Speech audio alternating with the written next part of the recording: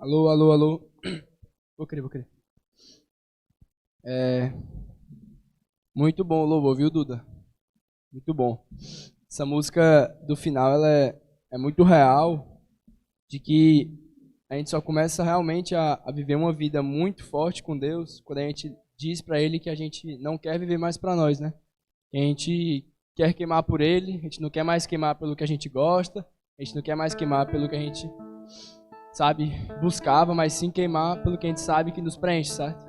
Eu vejo que o mundo e Deus, eles conseguem preencher o nosso coração, sabe? E que dentro de nós tem um espaço, cabe um ou outro.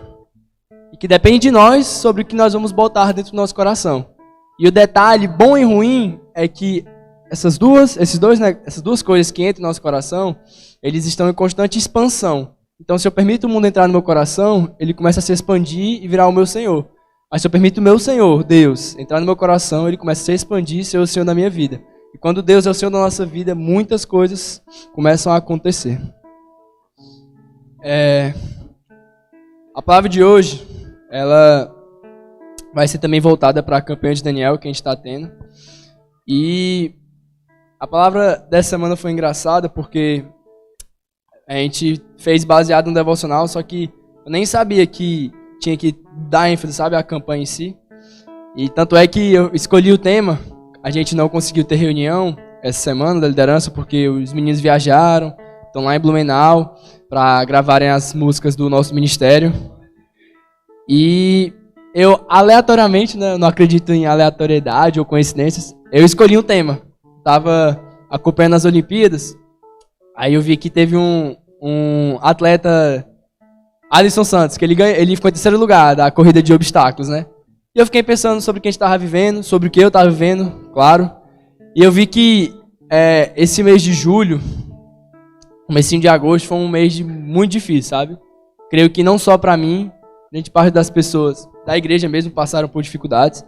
E eu fiquei pensando, tipo assim, em relação àquele cara que ganhou a corrida de obstáculos. Porque eu creio que a nossa caminhada com Deus é dessa mesma forma.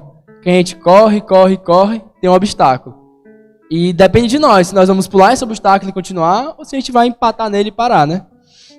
E o Senhor, eles botam obstáculos na nossa vida, sabe? Eu estava, antes de vir, pensando no versículo que eu tinha ouvido, eu não estava lembrando, que ele fala, né, que a aprovação, ela gera esperança, gera fé. E eu lembrei que está lá em Romanos 5, que ele fala, deixa eu pegar aqui. Também, Romanos 5, verso 3 ao 5, ele fala: também nos alegramos ao enfrentar dificuldades e provações, pois sabemos que contribuem para desenvolvermos perseverança. E a perseverança produz caráter aprovado, e o caráter aprovado fortalece nossa esperança, e essa esperança não nos decepcionará, pois sabemos o quanto Deus nos ama, uma vez que Ele nos deu o Espírito Santo para nos encher com seu amor. Então eu fiquei pensando que Deus, Ele põe esses obstáculos, no caso Ele permite que eles aconteçam, justamente para testar a nós, saber se a gente realmente está disposto a seguir uma caminhada com Ele, sabe? Desde os tempos de João Batista, o reino de Deus é ganho pelo esforço. Se não tiver esforço nosso, Ele não vai nos recompensar, sabe? Tipo, uma das coisas que é mais dita no Antigo Testamento todo é que o nosso Deus é um Deus justo. Como Deus justo, Ele vai botar provas para saber se a gente realmente quer seguir a Ele, sabe? E sobre isso, vou começar. Eu estava nesse pensamento das Olimpíadas e eu fui pesquisar um pouco se a Olimpíada tinha a ver com a Bíblia, e eu até achei uma coisa interessante. Lá em Hebreus 12, verso 1 e 2, coincidentemente também eu estou fazendo devocional de Hebreus. E eu vi que Paulo escreveu o seguinte, Paulo não, né, o autor de Hebreus. Portanto, uma vez que estamos rodeados de tão grande multidão de testemunhas, livremo-nos de todo o peso que nos torna vagarosos e do pecado que nos atrapalha, e corramos com perseverança a corrida que foi posta diante de nós. E eu olhando isso, eu fiquei pensando, corrida? Tipo, por que esse cara tá falando de corrida, né? Eu fui pesquisar, né? E pesquisando, eu achei umas coisas interessantes. Na época que foi escrito o livro de Hebreus, deixa eu pegar aqui a foto que eu tirei, tá aqui. Na época que foi escrito o livro de Hebreu, existe um estudo que diz que 850 anos antes do livro ser escrito, haviam já certas modalidades olímpicas. Óbvio que não era modalidade olímpica, mas existia corrida já. E eu pesquisando eu vi, ele fala o seguinte, os representantes da cidade, estado gregas, já competiam nos Jogos Olímpicos. Era muito menor, não tinha essa parada internacional e tal. E por isso, Paulo escreveu dessa forma, sabe? E eu acho engraçado como uma coisa que Paulo escreveu há um tempão, até hoje faz sentido. E no verso 2, que eu não li para vocês, eu deixei para falar agora, ele fala o seguinte: mantemos o olhar firme em Jesus, o líder e aperfeiçoador de nossa fé. Por causa da alegria que o esperava, ele suportou a cruz sem se importar com a vergonha.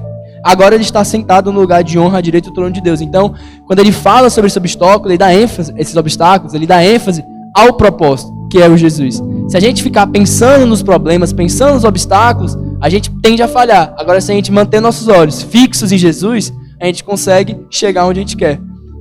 E esse versículo completa muito um versículo que o pastor falou ontem na aula da Escola de Líderes, que é o de Lucas 9, verso 62, que ele fala que uma pessoa que ara, olhando para o passado, não está apta a herdar o reino dos céus. Por quê? Porque quando você começa a arar é como se fosse preparar a terra para plantar. Quando você começa a arar, você está com um carro de arar aqui, andando. Se você olha para trás, você começa a desviar. E nosso caminho com Deus, ele não pode ser um caminho de curvas. Ele tem que ser um caminho reto. O caminho de curvas é o que a gente faz. Que a gente vacila por causa de desvio, que a gente tende a pensar em sair da igreja, pensar em desistir de tudo. Então, para a gente ser aptos a herdar o reino de Deus, a gente tem que seguir um caminho reto.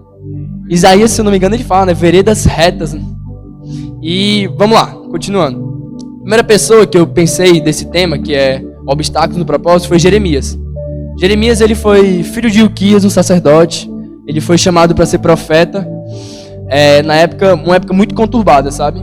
E eu pensei em Jeremias exatamente porque eu vejo dois obstáculos que a gente tende a botar muito em nossos caminhos, que é a idade e não ser eloquente. Arthur, o que é eloquente? Eloquente é uma pessoa que tem facilidade em falar, uma pessoa que tem facilidade em pregar, uma pessoa que tem facilidade em expor o que pensa. Jeremias era criança. Alguns estudos falam que Jeremias foi chamado com cerca de 12, 13 anos. E ele foi chamado com 12, 13 anos para mudar a perspectiva do povo, numa época que a galera estava afundada em idolatria, afundada em apostasia. Jeremias foi lá, um homem chamado para libertar aquele povo, para abrir os olhos daquele povo, sabe? E o mais engraçado é que Jeremias, no início, ele já botou o pé para trás. Não, mano, não tem condição. Como é que eu vou fazer isso? Quem é que vai me escutar? Quem é que vai escutar uma criança? Só que o ponto é que Jesus, ele não liga para as circunstâncias, ele liga para o coração. Se o seu coração for disposto a fazer a obra dele, você pode ser grande, alto, rico, pobre, vermelho, azul, negro, branco, não importa. Ele quer que seu coração esteja disposto a seguir um caminho com ele, seja disposto a fazer o propósito dele. Uma dúvida que o pastor tirou ontem, eu fiquei assustado como meu pastor é sábio. Tinha uma dúvida que eu sempre tinha, e toda vez que alguém me perguntava, eu não sabia responder. E eu odeio ser um cara que não sei responder uma dúvida. Quando uma pessoa me bota contra a parede e fala que a minha fé, ela não é grande porque eu não sei explicar o que eu vivo, é uma coisa que me deixa maluco. Por isso que eu tento sempre ler para tentar explicar, porque eu não quero dizer que meu Deus é o Deus das lacunas. Onde eu não sei o que é, eu boto Deus e pronto, é isso. Não gosto disso. Eu gosto de ter uma fé racional. Eu acredito no meu Senhor porque eu tenho experiências com Ele, porque Ele é comprovado pela própria história que Ele existe, sabe? Então, uma dúvida que sempre falavam é assim: Arthur, vocês falam de livre-arbítrio, mas o livre-arbítrio não existe. Aí eu sempre ficava, mas por que não existe? Porque se o livre-arbítrio existisse, Deus não ia dizer que Ele lhe conhece desde o ventre da sua mãe, que Ele sabe os caminhos até o dia que você vai morrer. Eu falava, macho é mesmo. Só que o pastor falou de uma forma muito simples para mim, que foi isso que eu fiquei assustado. Ele falou assim, desse jeito: meu filho, a onipotência e a onisciência de Deus esbarra no livre-arbítrio que Ele nos deu. Então, o pastor falou e para mim foi a melhor resposta. Ele deu o exemplo do povo do Egito. E ele falou exatamente essa história. Se Deus soubesse que o povo ia fazer tudo o que ele fez, tu acha realmente que ele ia libertar todo aquele povo? Deus, ele fez uma encenação de Deus, falando assim, ei, eu vou libertar esse povo vai pregar o evangelho, esse povo vai libertar todo mundo, esse povo vai falar de Deus, vai falar do meu nome, vai converter as nações, por isso que eu vou libertar eles. Aí Deus libertou e eles escolheram se desviar. Mesmo eles vendo muitas coisas, mesmo eles vivendo muitas coisas, eles decidiram não seguir o que Deus tinha para eles. E esse é o ponto. Deus, ele tem um caminho para nós. Cabe a nós segui-lo ou não. Por isso que o livre-arbítrio esbarra na onipotência e onisciência de Deus. Porque se Deus nos entregou o livre-arbítrio, Ele não vai tirar. Ele sabe todas as coisas. Ele não vai dar uma coisa para ficar tirando. Deus não é uma criança de 12 anos que fica dando e tirando coisas dos seus filhos. Então, é exatamente por isso que o livre-arbítrio existe. E continuando, Jeremias, mesmo assim, ele acabou, graças a Deus, seguindo os caminhos de Deus e foi um dos maiores profetas da história da nossa Bíblia Sagrada, certo? E quando ele faz isso, eu pensei na idade de Jeremias, eu fiquei pensando, tipo, caraca, realmente, tipo, a gente fala na nossa vida que tem que respeitar os mais velhos, que tem que escutar os mais sábios, mas poucas vezes a gente fica estudando sobre os jovens, né? Isso que a gente escuta de jovem é que o jovem tem tempo e tem energia. E só, né? Tempo e energia. E eu busquei versículos e explicações para entender por que Deus escolheu uma pessoa tão nova, né? E o primeiro versículo que eu peguei foi de onde que Paulo escreveu, lá em 1 Timóteo. 1 Timóteo 4:12. Vamos lá. 1 Timóteo 4:12, Paulo fala desse jeito para Timóteo. Timóteo era o filho amado de Paulo, sabe? Era como se fosse João para Jesus. Era o discípulo que estava sempre perto dele, sempre colado com ele. E ele fala exatamente para Timóteo assim: Timóteo, não deixe que ninguém o menospreze porque você é jovem. Seja exemplo para todos os fiéis na palavra, na conduta, no amor, na fé e na pureza. E o que é que eu entendo disso? Eu entendo que se um jovem, desde cedo ele é posicionado, ele é exemplo até para os mais velhos. Se um jovem tendo tanto tempo, tanta energia para desperdiçar com um bocado de coisa, e ele decide seguir ao Senhor, ele é um exemplo para os mais velhos. Sabe? Ele não viveu muitas coisas, ele viveu muitas coisas, teve tempo para fazer muitas coisas, nunca foi tão inteligente, porque ele era muito novo, não teve muitas experiências, mas com as poucas experiências que ele teve, ele viu que nada o completou como o Senhor, e ele decidiu seguir a Deus. Então, nós como jovens temos uma unção sobre nós. A unção de trabalhar, a unção de pregar o evangelho. Deus, quando ele chamou os discípulos, eles não eram velhos não, eles eram novos, que nem a gente. Então, existe uma unção sobre nós, e nós não podemos desperdiçá-la, sabe? Nós temos que arcar com o que o Senhor nos entregou, que foi essa disposição, essa energia e essa unção. E o segundo versículo que eu peguei, falando sobre jovens, foi lá em Eclesiastes. Quando eu achei engraçado lendo esse capítulo de Eclesiastes 12, porque quando a gente vê Eclesiastes todo, parece que Salomão estava em depressão. Ele toda hora falava que queria morrer, que a vida não vale nada, que viver é correr atrás do vento, que as coisas aqui se passam, que ele tinha inveja dos mortos, sabe? Mas acho engraçado que no primeiro versículo de Eclesiastes 12, ele fala assim, ó: não se esqueça do seu Criador nos dias de sua juventude. Honre-o enquanto você é jovem, antes que venham os tempos difíceis e chegue os anos que você dirá: não tenho mais prazer em viver. Então, ele está fazendo autocrítica, falando assim: caraca, mas eu não aproveitei enquanto eu era jovem o meu Senhor. Eu só fui entender quem ele era quando eu sou velho. Que droga. E ele fala: não façam isso.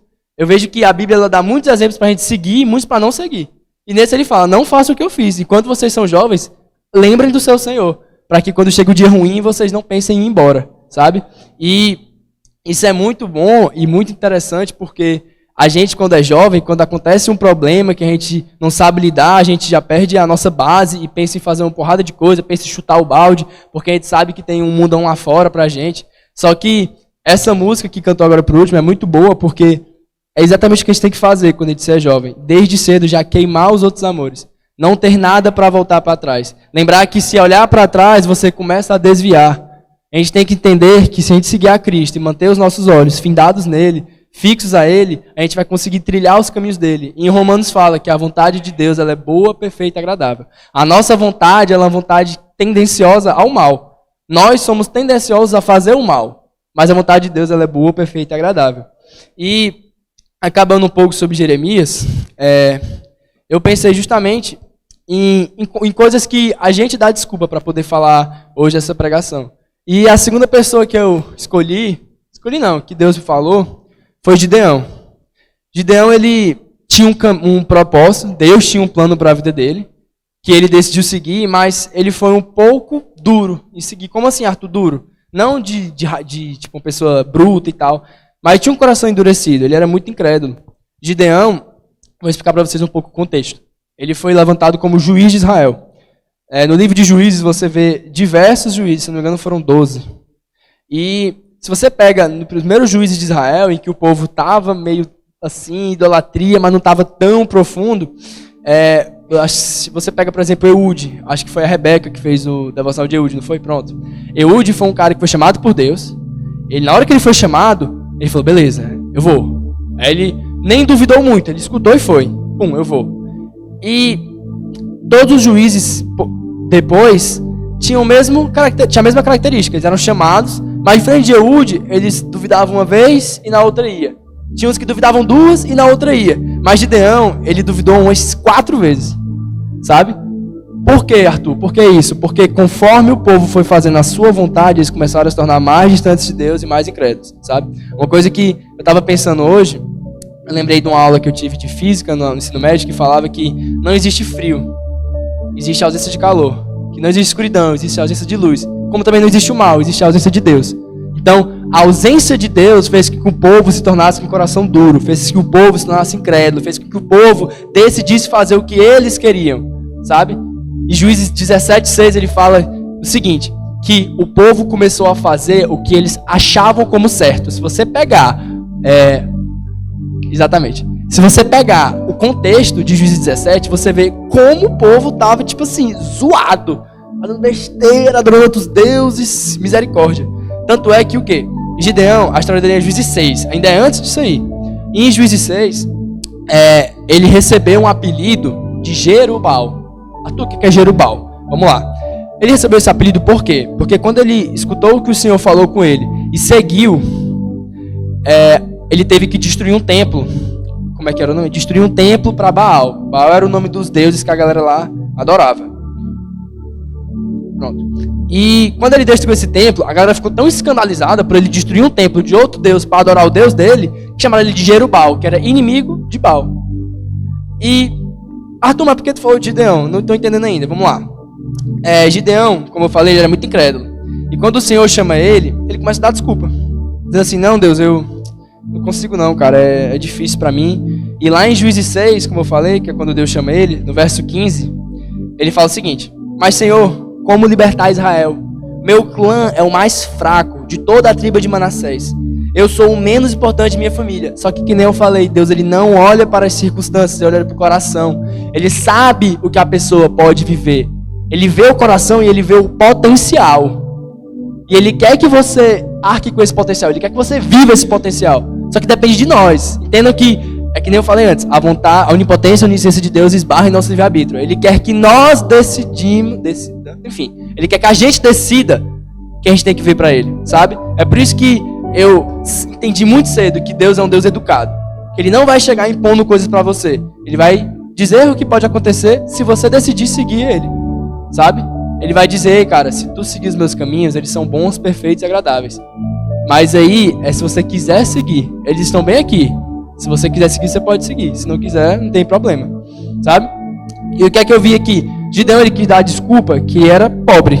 Ele fala, meu clã é o mais fraco de toda a tribo. Eu sou o menos importante da minha família. Então, ele quis dar desculpa, tipo assim, Deus, eu não tenho como arcar financeiramente com o teu reino também, se fosse nos dias de hoje. Mas esse é o ponto, mano. Você pode estar sem dinheiro que for, mano. Aqui a gente tem diversos testemunhos de gente que está sem dinheiro, conseguiu ir para casa, conseguiu comer, conseguiu pagar a escola de líderes, conseguiu pagar encontro. Por quê? Porque Deus ele não quer saber das circunstâncias, mas do seu coração. Se você decidir que vai seguir ele, ele provém.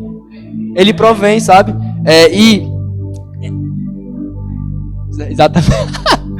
Exatamente. Então, esqueçam esse negócio de Arthur, eu tô sem dinheiro, eu sou muito ruim, eu não sei falar, eu sou travado. Cara, primeiro que Deus nem, tipo assim, não quer nem te escutar, é Ele que fala por ti. Ele só quer que você esteja disposto a ser usado. Ele só quer que você entenda que você é uma mera ferramenta. Quando você entende que você é uma mera ferramenta, você não quer fazer mais nada, você deixa Deus te usar, sabe?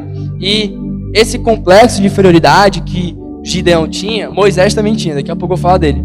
Mas eu vejo que o complexo de inferioridade é justamente o medo, sabe? E o que é o medo, Arthur? O medo, lendo o livro da Escola de Líderes, muitos são chamados, o apóstolo Dag Heward-Mills, ele fala que o medo é um demônio. O medo é um demônio. E se você se permite que esse demônio comande sua vida, você vai deixar de ver os propósitos de Deus. Então, pra que ter medo se você conhece o seu Senhor, sabe? A história de Daniel mostra que ele não foi um cara que teve medo. Ele foi um cara tão fiel, com tanta fé, que ele botou Deus à prova.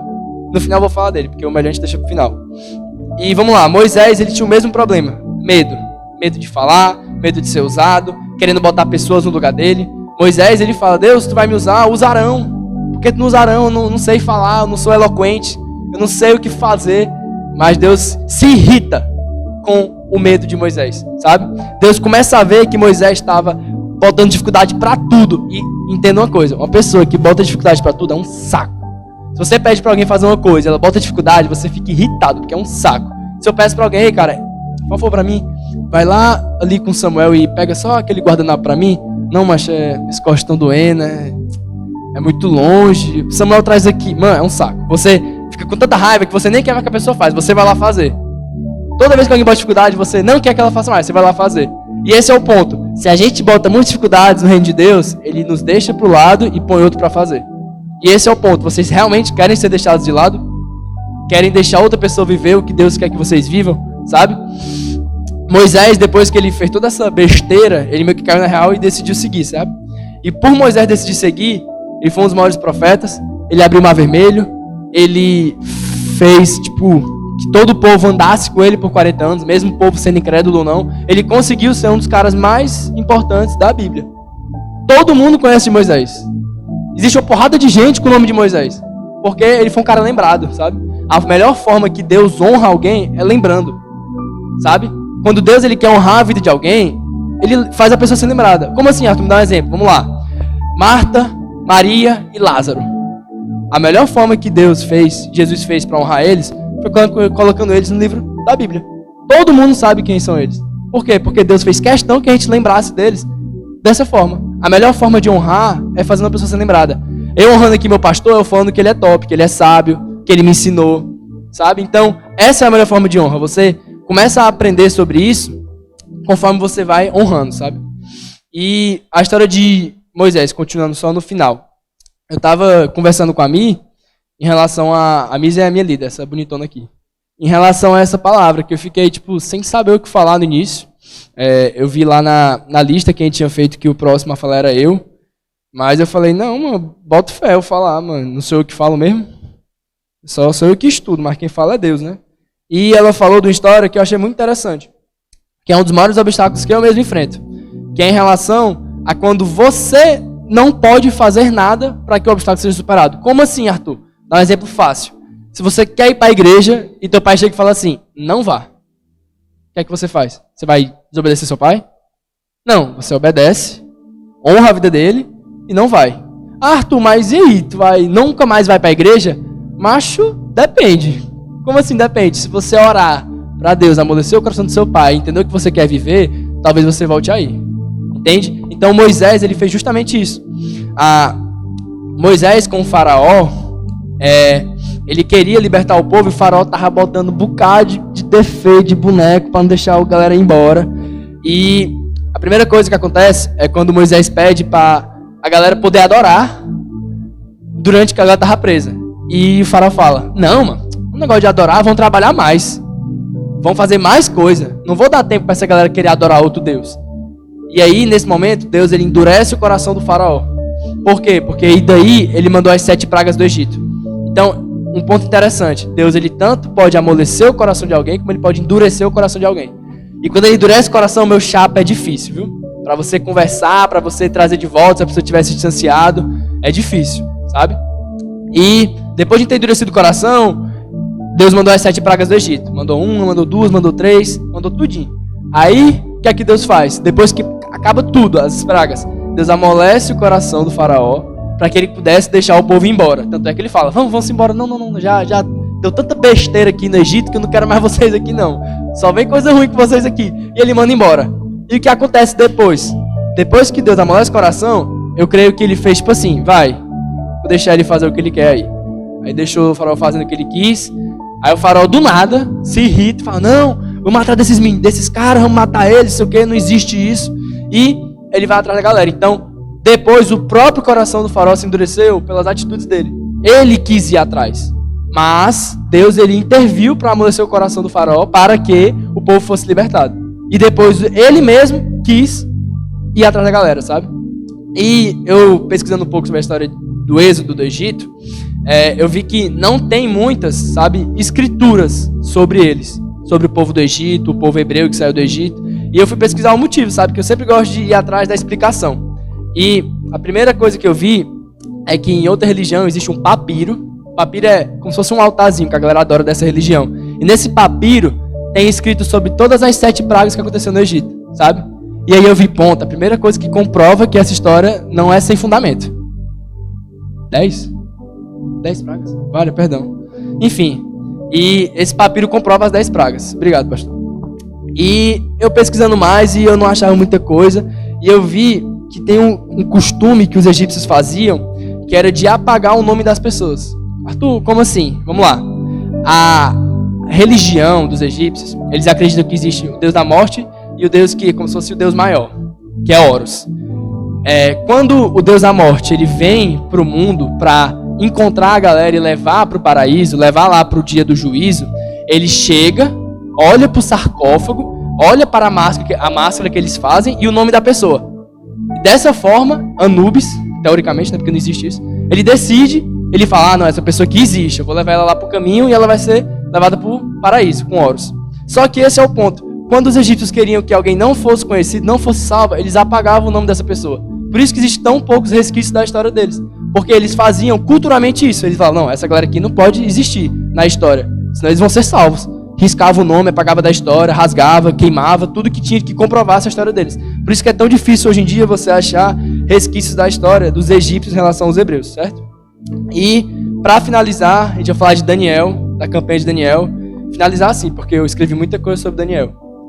E Daniel, cara, é um cara tipo, sensacional, sabe? Tipo, vendo a história dele, vendo tudo que ele fez com Nabucodonosor, tudo que ele fez com Belsazar, as revelações, os sonhos, as profecias. O Pablo é um cara que pira em Daniel. Ele pesquisou um dia as profecias, conversou comigo, eu fiquei maluco de ver que, tipo assim, as datas que ele falava, todas eram exatas. Quando ele falava 72 semanas aconteceu um negócio. 500 semanas, um exemplo, acontecia um negócio, sabe? E outra coisa que o pastor falou que me fez abrir o olho, foi eu pensando assim, não, pastor, então, com minhas dúvidas, se Daniel profetizou aquilo, quer dizer que a pessoa não escolheu o que ela ia fazer, ela tinha que fazer o que aconteceu na profecia. De alguma forma a profecia tinha que acontecer. Mas isso aí, então, é quebrar o livre-arbítrio. Aí ele falou sobre a reconstrução do templo. Que a reconstrução do templo, ela foi profetizada, mas não foi uma pessoa só que fez, sabe? Vieram muitos profetas fazerem. Para a reconstrução do templo, Deus levantou Zacarias, Deus levantou Ageu, Deus levantou um bocado de pessoas. Porque ele profetizou. Se ele profetizou, tem que acontecer. Mas ele não vai interferir no livre-arbítrio. Se uma pessoa quer fazer, ele permite. Ah, não quero mais. Tá bom, chama outro. Então, Deus podia chamar 700 pessoas, porque tinha que acontecer. Aí ia ser a pessoa querer fazer ou não. Dependia do livre-arbítrio de quem quis fazer, sabe? E sobre Daniel, a primeira história que eu pensei foi a do primeiro capítulo. Que quando ele fala sobre os meninos serem selecionados para servir o rei. Os meninos tinham que comer a comida real. E esse versículo fala um pouco comigo, porque eu sempre fui um cara que eu tive muita dificuldade, sabe, em fazer jejum. Tipo, eu sou atleta e eu tô em mês que eu vou ter 3 jogos, tipo, valendo a minha vaga para viajar para Brasília. E eu sempre tive dificuldade de fazer jejum justamente por isso, por causa dos treinos. Tem semana que eu treino todo dia e mais de 2 vezes em um dia. E foi sempre difícil pra mim. Eu tive que quebrar muitos paradigmas para começar a jejuar, sabe? E quando ele fala nesse primeiro capítulo, ele fala de que eles tinham que se alimentar da comida do rei. O rei queria que as pessoas que ele selecionou para trabalhar com ele fossem fortes, fossem inteligentes. Tanto é que eles tinham que aprender a língua da Babilônia, sabe? E quando ele fala de que eles tinham que comer a comida do rei, Daniel disse, não vou comer a comida do rei. E eu vejo que, tipo assim, ele entendeu que a comida do rei não era pura. A comida do rei não era certa para se comer. Era uma comida contaminada. Ah, tu envenenada? Não, contaminada por não ser pura. Por não ser o que Deus queria que ele se alimentasse. E ele fala, não, mas a gente não vai comer isso aqui não, mano. Aí, os amigos dele, Sedraque, Mesaque e Abednego. Só que eu não lembro o nome deles em hebraico. Aí eles falam, não, Daniel, mas Misael, Ananias e Azarias. E quando ele fala com esses 3 amigos dele, os amigos perguntam, Daniel, mas se a gente não comer essa comida, comer só fruta e legume, a gente vai ficar magro. A gente não pode ficar magro. Tipo, o rei, ele quer pessoas fortes para seguir o reino dele. Ele não quer pessoas magras, sabe? Ele quer pessoas mais robustas. E Daniel fala, relaxa. Eu creio que ele falou tipo assim, mas não sabe o Deus que tu segue não, cara. Relaxa, vai dar certo. E Daniel, ele se recusa a comer a comida do rei, ele só come frutas e legumes e bebe água. E o mais interessante é que, como Deus ele é detalhista no que ele faz, que ele cuida para que os guardas não achem ruim. As penas, se eu não me engano, que era o cara que estava meio que cuidando dessa galera que estava sendo selecionada, ele não achou ruim. Ele, não, pode deixar, mano. Eles não vão comer, pode deixar. E o que acontece no final de todo esse processo? Daniel e seus 3 amigos são os mais robustos entre todos os selecionados, comendo só fruta e legume. Então, o obstáculo que Daniel tinha era o de não atender às expectativas do rei, de ser um homem robusto e ser um homem forte pela alimentação. Só que ele acreditou no seu Deus. Então, uma das melhores formas para a gente conseguir superar os obstáculos é a fé. É você saber no que você vive, é você entender o Deus que você vive, sabe? Não é você ter uma fé, tipo, morta, uma fé que, eu acho que pode dar certo. Não, é que nem Daniel, você botar Deus à prova em algumas formas, em alguns aspectos, em alguns momentos, sabe? Então, essa foi a primeira história, tipo, é muito incrível ver que Daniel, ele não hesitou. Tipo, ele não foi que nem Moisés, que nem Gideão, que pediu um bocado de confirmação, ele só disse, não, a gente não vai comer isso aí, não vai comer. Isso aí é brecado, não vamos comer, não vamos se alimentar disso aí, a gente vai comer fruta e legume. E ele nem cogitou em ficar magro, porque ele sabia que se Deus falou para ele que era para comer fruta e legume, Deus ia dar o jeito dele com o resto. Mateus 6,33. Buscai primeiro o reino de Deus e todas as coisas serão acrescentadas. Então ele entendeu muito fácil isso. Tanto é que ele não comeu e ficou um dos mais robustos dentre todos os selecionados. Sabe? E a última história é uma das que eu mais gosto, que é em relação à fornalha. Em relação à fornalha, eu vi que eu até falei na célula, a Raquel lembra. Em relação à fornalha, eu lembrei muito de uma coisa que eu creio que é o maior problema das pessoas no mundo hoje, que é o antropocentrismo. O que é o antropocentrismo? Antropo do grego significa homem, centrismo centro. Então é quando nós estamos no centro, sabe? Arthur, então me explica aí qual o problema disso. Aí eu peguei na célula com a Raquel, tinha uma senhorinha sentada de cadeira de roda e eu queria fazer uma dinâmica. Aí eu falei, a senhora tem um celular? E eu queria que fosse um Nokia antigão. Ela me deu um Nokia antigão, ô glória.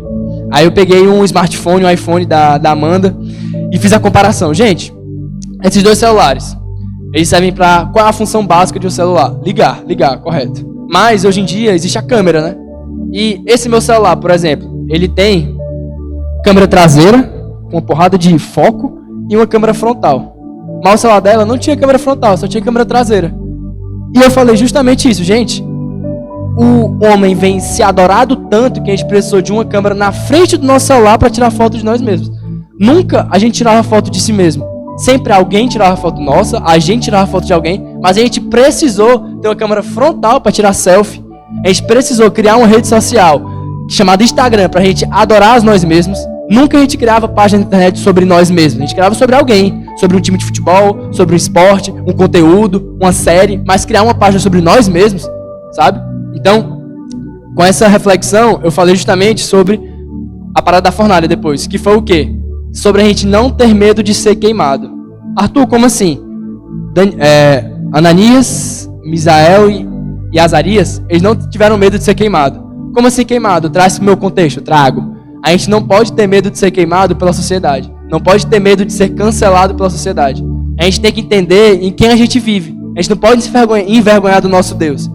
Se ele fez todas as coisas que ele faz na nossa vida, por que a gente vai ter vergonha dele justamente quando a gente chegar na roda de amigos e saber que a gente vai ser opresso? Saber que a gente vai ser repreendido? Você tem que falar do seu Deus. Você tem que pregar o evangelho. Não importa se a galera vai te excluir, se a galera vai te xingar, se a galera vai te bater, que nem Paulo apanhava. Você tem que pregar o evangelho. Se você for queimado, Deus vai dar o jeito dele para você nem se machucar. Quando fala no capítulo 3 de Daniel sobre a fornalha, ele fala que quando os 3 foram jogados lá, eles saíram sem nada chamuscado. Roupa não estava chamuscada, o cabelo não estava chamuscado, eles saíram da mesma forma que entraram. E tinha uma pessoa com eles lá dentro. Então, Deus, ele vai lhe proteger onde quer que você for. Se você for fazer a obra de Deus, ele vai estar com você e não permitir que nada aconteça. Então, a gente tem que parar de ter medo de ser cancelado pelas pessoas. Quando a gente tem medo de ser cancelado pelas pessoas, é porque a gente não ama a Deus mais que a nós mesmos. Por quê? Porque se a gente tem medo de ser cancelado, é porque a gente quer saber como os outros vão nos ver. E não como Deus vai nos ver. Quando a gente tem medo de ser cancelado, é porque a gente não tem Deus como nosso Senhor ainda. A gente tem a nós mesmos. Quando a gente tira esse ego e começa a se humilhar, na Bíblia fala, aquele a quem se humilha, Deus vai exaltar. Não é aquele que é humilhado. Quando a gente começa a se humilhar e não ter esse ego mais alto que nós mesmos, Deus começa a agir em nossa vida. Então a gente tem que parar de ter esse medo. Então, essa história de de Ananias, Misael e Azarias, é muito difícil os nomes. Ela retrata, muito claro isso, que eles não tiveram medo, sabe? Arthur, por que Daniel não estava nesse momento? Porque Daniel, no capítulo 2, ele já estava trabalhando na corte do rei. E o engraçado disso, eu estava pensando também sobre o que completar para finalizar, para não ficar um pouco solto. E eu lembrei que as nossas amizades, elas podem ser forma de fazer nós superarmos esses obstáculos. Eu peguei o capítulo 4 de Eclesiastes, que ele fala justamente disso. Deixa eu pegar aqui, que eu passei um tempão sem ler agora.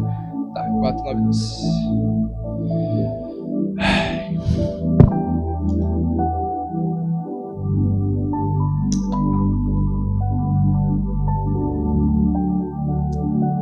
Perdão. Vamos lá. Nesse momento, Salomão estava falando sobre as coisas que são como correr atrás do vento. Ele fala antes que... Cadê? Vamos lá. Observei outra coisa que não faz sentido debaixo do sol. Olha como ele era engraçado. É o caso do homem que vive completamente sozinho, sem filho nem irmão, mas que ainda assim se esforça para obter a riqueza que puder. A certa altura, porém, ele se pergunta, para quem trabalho? Por que deixo de aproveitar tantos prazeres? Nada faz sentido e é tudo angustiante. Então, ele estava vendo as pessoas que adoram a Mamon. Mamon é o Deus do dinheiro. Que adoram mais a Mamon que qualquer outra coisa. Que valorizam mais a Mamon do que a comunhão com os irmãos. Que não querem saber de irmão, de filho, de amigo, mas sim do dinheiro. E ele fala no verso 9, é melhor serem dois que um, pois um ajuda o outro a alcançar o sucesso. O sucesso na nossa vida é Jesus. O nosso propósito é Jesus. Então, ter um irmão que nos ajuda é imprescindível para que a gente consiga chegar nesse sucesso e superar os obstáculos. Porque no dia que você errar, o seu irmão vai dizer, cara, você viveu tantas coisas comigo, cara, vamos continuar essa caminhada, não vamos desistir, sabe? Não vamos desistir. E, eu peço que a gente não venha só escutar isso, mas que a gente venha ser esse amigo na vida dos nossos irmãos. Que a gente venha ver um pecado do nosso irmão e, ao invés de julgar, fazer ele se animar. Animá-lo e querer fazer ele viver de novo do que ele vem vivendo conosco. E ele continua, se um cair, o outro ajuda a levantar-se, mas quem cai sem ter quem o ajude está em sérios apuros.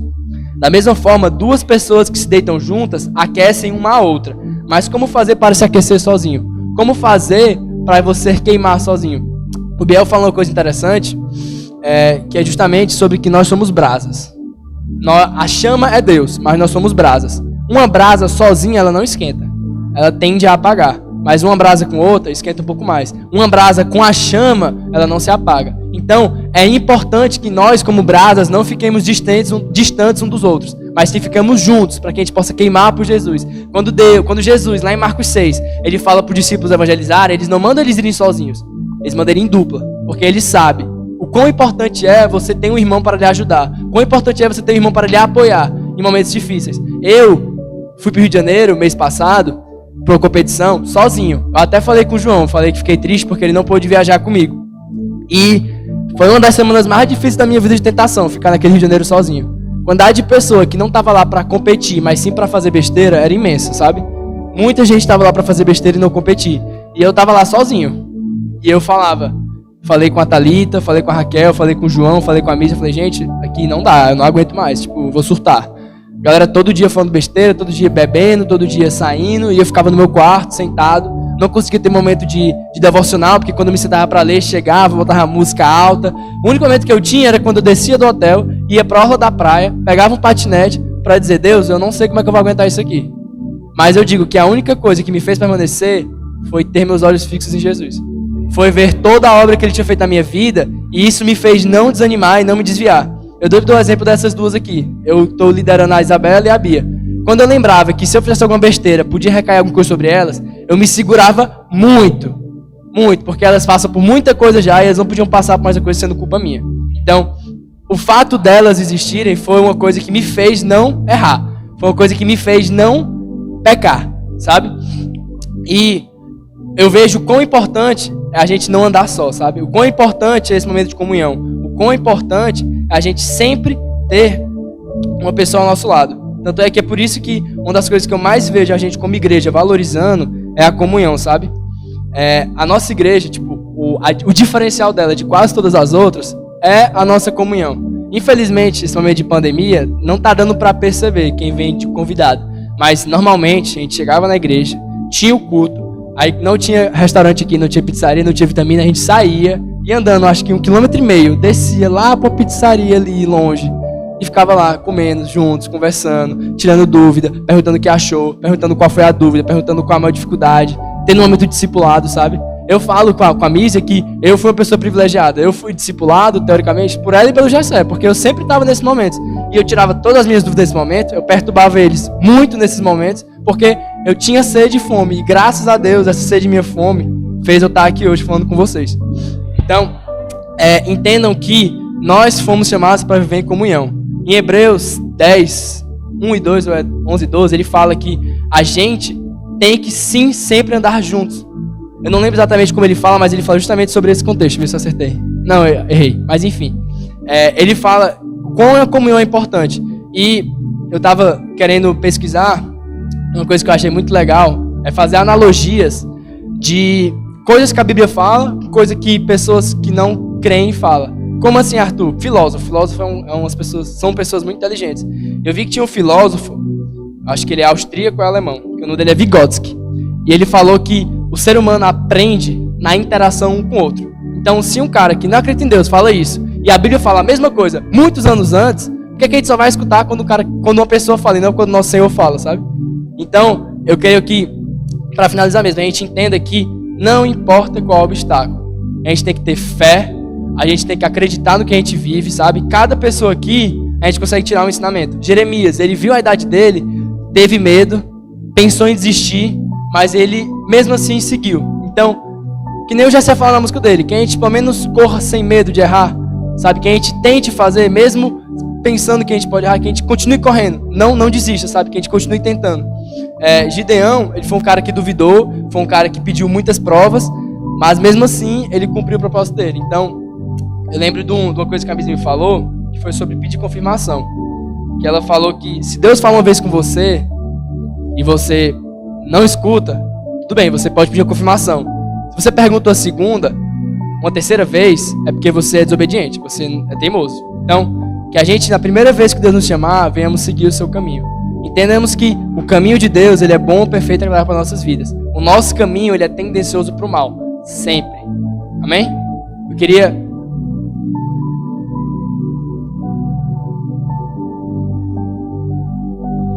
Eu acho que eu falei Eclesiastes 4, do 9 ao 12, certo? Então, eu venho orar com vocês para que a gente venha entender e não ficar presos em obstáculos, que a gente venha realmente fitar os nossos olhos em Jesus, certo? Pai, eu venho te agradecer, Deus, por esse culto, Senhor. Eu venho te agradecer por essa palavra, eu venho te agradecer por essa campanha de Daniel, Deus. Eu venho te agradecer principalmente, Senhor, por o Senhor nos dar o traço mais significativo da nossa igreja, a comunhão, Deus. O traço mais significativo da nossa igreja, o acompanhamento, Deus. Eu te agradeço e peço, Deus, que o Senhor venha fixar nos nossos pensamentos, Deus, nos nossos corações, cada um desses princípios. O princípio da comunhão, Deus, o princípio da fé e principalmente o princípio de ser uma pessoa que aquece o nosso irmão. Que a gente venha buscar sempre amizades que venham aquecer, Deus, e não amizades frias. Que a gente venha ter, Pai, amizades que venham a nos impulsionar, Senhor. Que a gente venha a ser, Pai, as pessoas que Jesus levantou, Senhor. Que a gente venha sempre seguir os caminhos de Jesus, porque eles são bons, perfeitos e agradáveis. Amém?